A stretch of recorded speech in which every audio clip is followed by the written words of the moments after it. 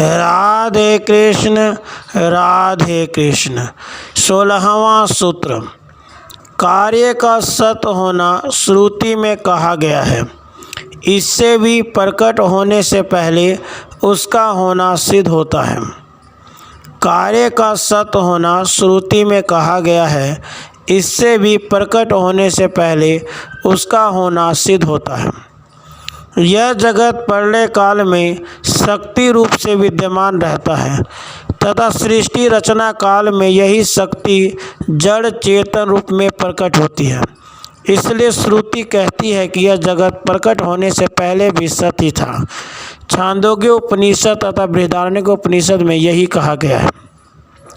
17वां सूत्र, यदि कहो दूसरी श्रुति में उत्पत्ति के पहले इस जगत को असत बतलाया है, इसलिए कार्य का कारण में पहले से ही विद्यमान होना सिद्ध नहीं होता, तो ऐसी बात नहीं है, क्योंकि वैसा कहना धर्मांतर की अपेक्षा से है। यह बात अंतिम वाक्य से सिद्ध होती है। यदि कहो दूसरी श्रुति में उत्पत्ति के पहले इस जगत को असत बतलाया है, इसलिए कार्य का कारण में पहले से ही विद्यमान होना सिद्ध नहीं होता, तो ऐसी बात नहीं है, क्योंकि वैसा कहना धर्मांतर की अपेक्षा से है। यह बात अंतिम वाक्य से सिद्ध होती है। तैत्तिरीय उपनिषद में कहा गया है कि यह सब पहले असत ही था, इसी से सत प्रकट हुआ। यहाँ असत का अर्थ अविद्यमान नहीं बल्कि अप्रकट है तथा सत का अर्थ प्रकट होना है। अप्रकट से प्रकट होना ही उसका धर्मांतर है। यह छांदोग्य उपनिषद के अंतिम शब्द से स्पष्ट होता है कि यह असत अभाव रूप नहीं बल्कि सत ही था, जो अप्रकट होने से असत कहा गया है। 18वां सूत्र, युक्ति से तथा दूसरे शब्दों से भी यही बात सिद्ध होती है। युक्ति से तथा दूसरे शब्दों से भी यही बात सिद्ध होती है।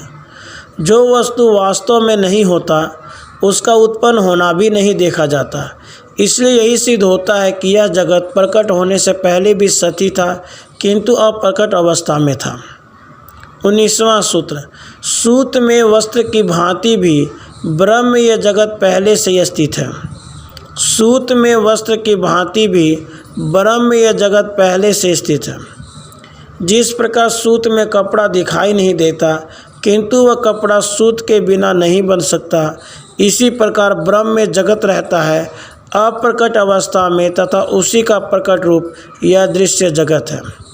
20वां सूत्र, तथा जैसे प्राण और इंद्रियां स्थूल शरीर से बाहर निकलने पर ही दिखती हैं, तो भी उनकी सत्ता अवश्य रहती है, इसी प्रकार प्रलय काल में भी अव्यक्त रूप से जगत की स्थिति अवश्य है।